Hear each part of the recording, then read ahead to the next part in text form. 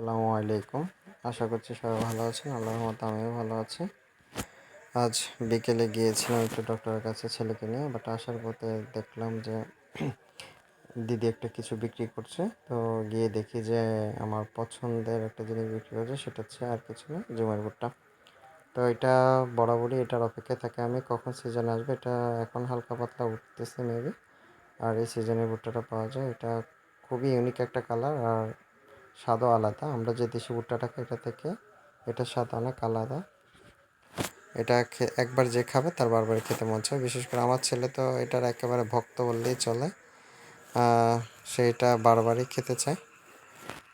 আমার ফ্যামিলির সবাই এটা পছন্দ করে। তো আমি আর দেরি না করে 2 কেজি নিয়ে আসলাম।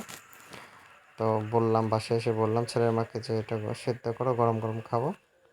তো আর দেরি না করে সে বসাই দিল। এখন সেদ্ধ হয়ে গেছে, দেখতে পাচ্ছেন কালারটা সেই রকম হয়েছে। মানে সেদ্ধ করার আগে যে কালার তার থেকে একেবারে আলাদা, আরও গাঢ় হয়েছে কালারটা, একবারে ডিফারেন্ট। মানে এটা যদি খাগড়াছড়ি কেউ এসে থাকেন একবার খাবেন ভুট্টাটা। আশা করছি ভালো লাগবে সবার। ঠিক আছে, ধন্যবাদ।